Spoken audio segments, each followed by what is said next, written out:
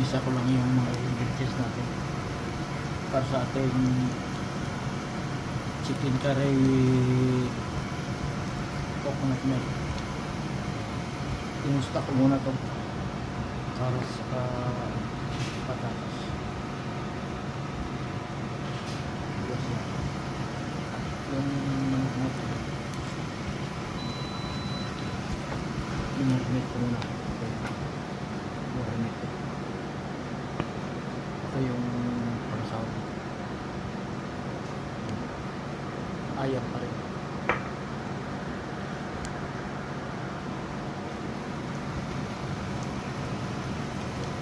Gusto ko ito mga 8 to 10 minutes sa low heat lang siya.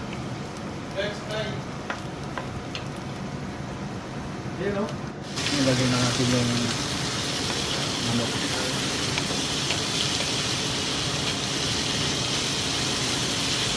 Nasa high heat na ito.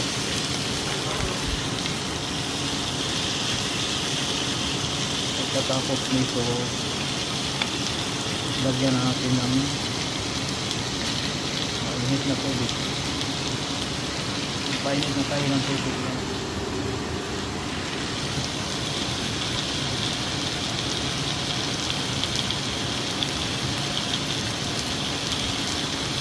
Simmer natin ito ng 3 to 5 minutes.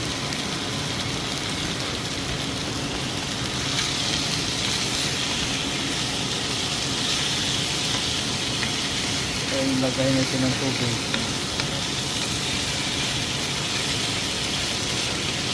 Ang kasunod, ilagay na natin yung gata.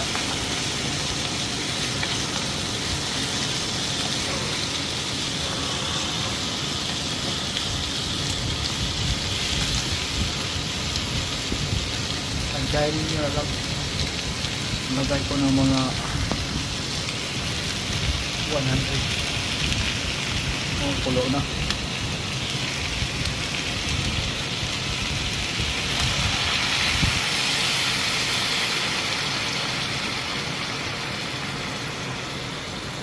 Yan.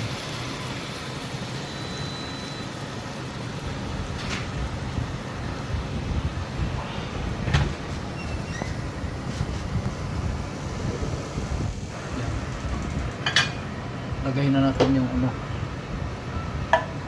yung ating coconut milk.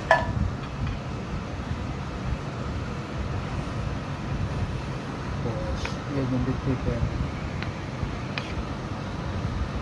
Hindi ko pala na video yung meron ko ng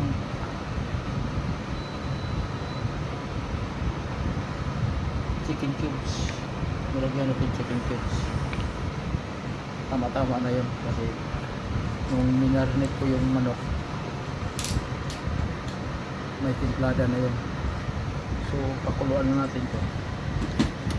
Yun, tama na hanggang magkasabay sila ng luto niya sa patatas at sa carrots.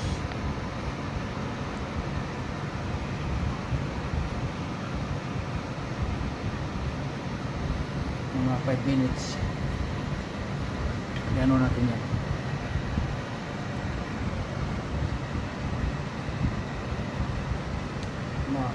Makulo siya. Saka natin ilagay yung curry paste.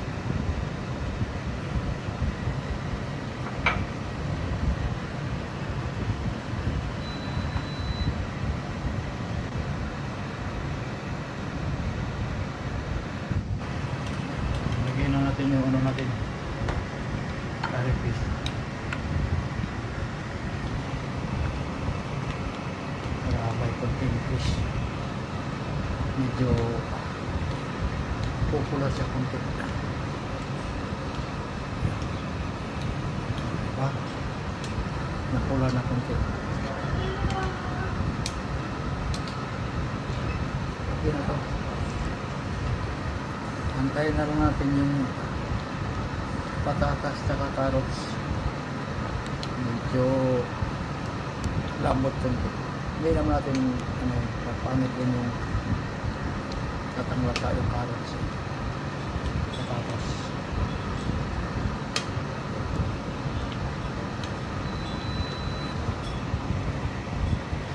Pula na siya kundi.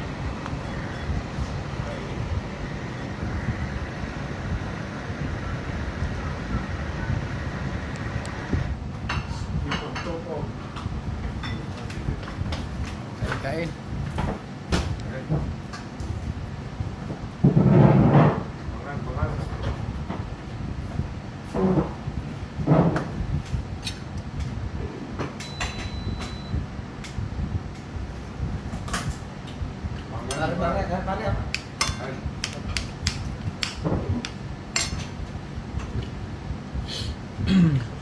Mahal?